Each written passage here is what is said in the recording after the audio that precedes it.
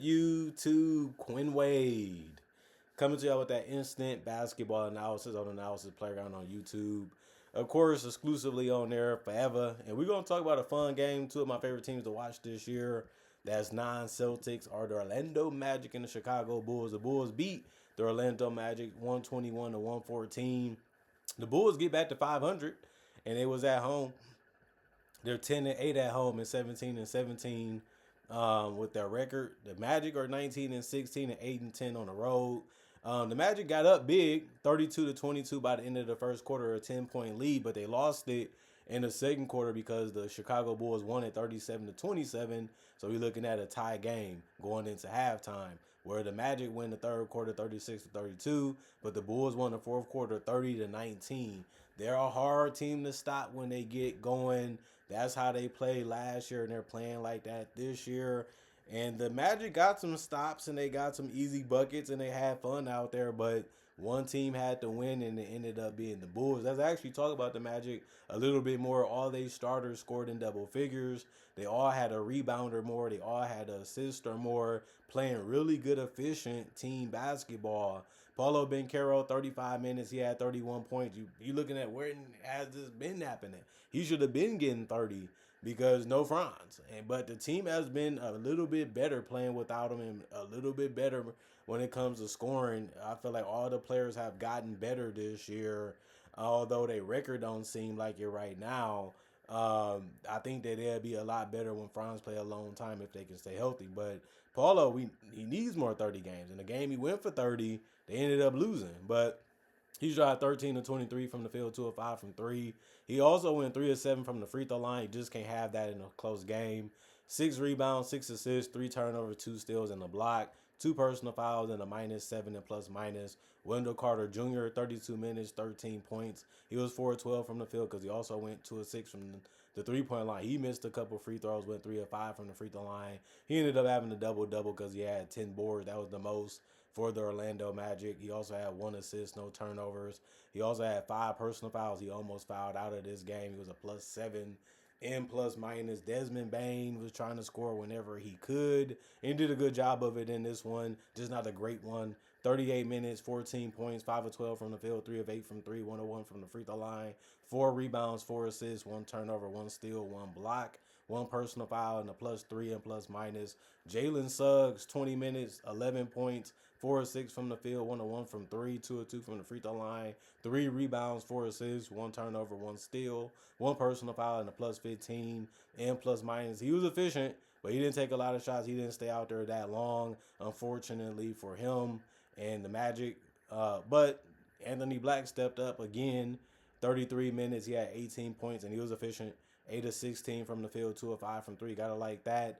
2 rebounds, 7 assists. That was the most on the team. He also had 3 turnovers, 2 steals, and a block. 1 offensive rebound, 4 personal fouls, and a -10 and plus minus. They was getting out in transition, getting some good looks. Obviously, they was able to intercept some passes and make things happen that way. And then on top of that, they did a good job of keeping the ball moving and finding each other, even if it wasn't in transition. Jamal Cain came off the bench and played 15 minutes, had 8 points. He was 2 of 5 from the field, 2 of 3 from the three-point line, 2 of 2 from the free throw line. Had 3 rebounds, no turnovers, 2 offensive rebounds, and he also had 5 personal fouls. He also almost fouled out of this one too, but he finished as a -9 and plus minus. It is kind of crazy because he only played 15 minutes to have that many fouls, but it happened. Tristan Da Silva, 25 minutes. That was the most off the bench. He also shot the most shots, and there was only 6, but he did go 3 of 6 from the field. You'll take that with 7 points. That was tied for the second most on the team. He also went 1 of 2 from 3, 3 rebounds, 1 assist, 2 turnovers, and a steal. 1 offense rebound, 1 personal foul, and a -11 and plus minus. Goga Batadze, 16 minutes, 5 points, 2 of 2 from the field, 1 of 2 from the free throw line, 4 rebounds. That was the most off the bench. 3 assists, no turnovers, 2 steals, 2 blocks, 1 offensive rebound, 3 personal fouls, and a -14 and plus minus. And then Tyus Jones, 18 minutes, 1 3 that he missed. That was his only shot. He also had 1 rebound, 2 assists, no turnovers, and a steal. No personal fouls, and a +1 and plus minus.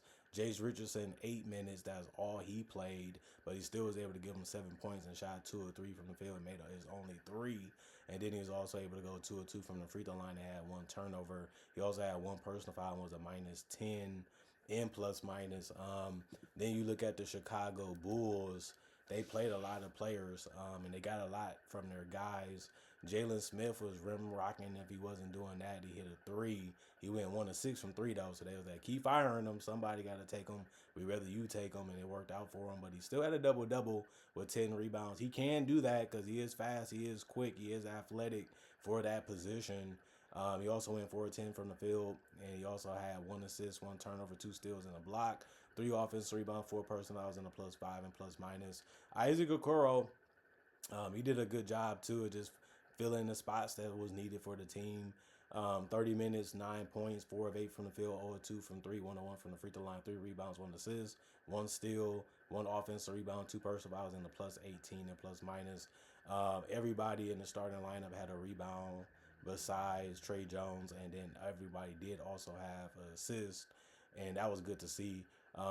Matas Buzelis dunked very nasty in this one. 30 minutes for him, 21 points, 6 of 14 from the field, 2 of 8 from 3, 7 of 8 from the free throw line, 9 rebounds, 7 assists, 2 turnovers, 1 steal, 2 blocks, 1 offensive rebound, 1 personal foul, and a +14 and plus minus. That was the most points on the team. So he was able to have a big game. He didn't shoot the ball as great from three, and I feel like he can get too trigger happy from three, and teams would like to keep seeing him do it. But he did fill up the stat sheet, and he was doing good as a ball handler, and did good on the boards. Nikola Vucevic had a double-double, 17 points, 10 boards. He went 7 of 11 from the field, 1 of 3 from the three-point line, 2 of 2 from the free throw line in 35 minutes. The 35 minutes was the most on the team tonight. He also had 1 turnover, 2 offensive rebounds, and a personal foul in the -3 and plus minus. You know he's going to take good shots. You know he's going to take shots that he feel he should make, or he's going to have a lot of space on him. And them the shots you want him to take, and he showed that he can make them tonight, and he showed it throughout the entire season. And since he's been with the Bulls and throughout his whole career. Trey Jones was getting to the basket, but he went 0 of 3 from the three-point line. He also went 2 of 2 from the free throw line, and he went 2 of 7 though from the field, and only had 6 points in 29 minutes. He did have 5 assists, 2 turnovers, and a steal. He also had 2 personal fouls and was a -16 and plus minus. Patrick Williams, 23 minutes, 15 points, 6 of 9 from the field, 3 of 5 from 3, 2 rebounds.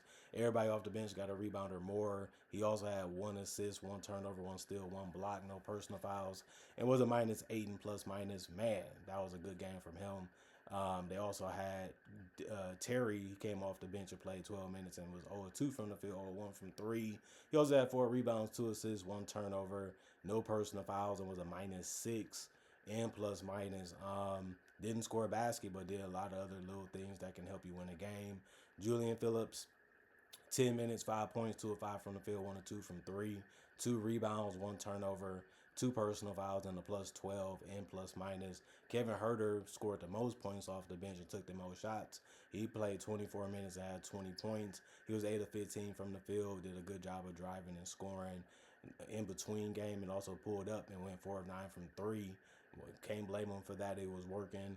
4 rebounds, 2 assists, 2 turnovers. He also had 1 offensive rebound, 1 personal foul, was a +1 and plus minus. Dosunmu, 21 minutes, 17 points. He was 6 of 9 from the field, 2 of 2 from 3, 3 of 4 from the free throw line. Did a lot of good shots. He took good shots all game, so he didn't really have to struggle. He didn't really have to take nothing hard or anything difficult, and that worked out for him and the team. So that's a good thing. But he also set up his teammates a lot in this game by pushing and just making the pass as fast as quick, or just seeing the guy open and just not even thinking about it, just making the right decision right there and on the spot. But other than that, 3 rebounds, 7 assists, 1 turnover. That's real good.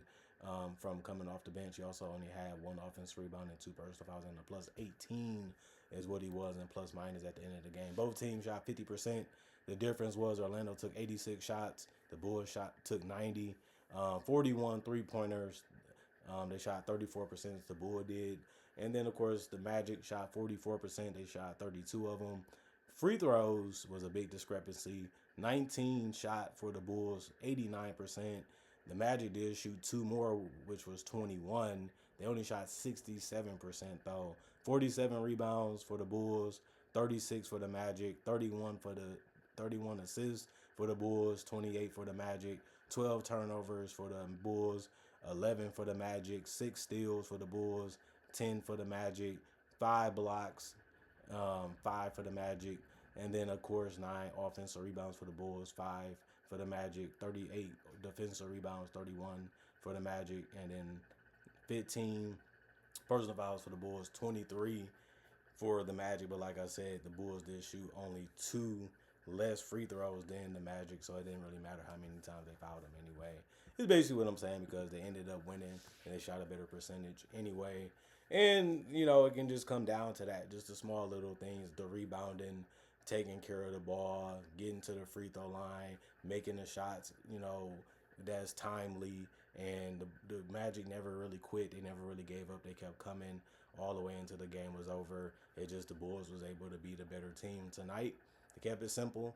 They knew what they was trying to do. They knew how they was trying to do it, and it ended up working out. Sometimes the Magic put some pressure on them, made them cough the ball up a couple times here and there, and that's how the game always going to be if it's going to be a competitive one.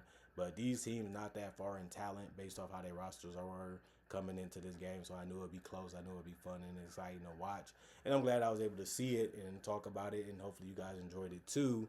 Other than that, comment, like, subscribe, share it, the notification bell to get the announcements when it first come out. Also do conversation videos just like this, but about various NBA and basketball only topics. Also do breakdowns of real footage of legends, current legends, rookies, and also future stars. Also do mock draft and draft coverage too.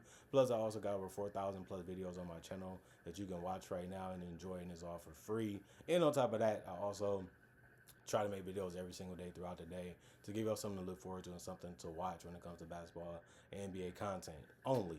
Not only that, thanks for watching. Thanks for checking out the channel. Thanks for showing love. Thanks for showing respect. Thanks for coming back. Thanks for appreciating the content for what it is and enjoying it for what it is and loving the way I do it and coming just for that. Other than that, y'all stay blessed up. Y'all stay good. Hopefully I'll see y'all later today with more analysis. Other than that, peace out for now.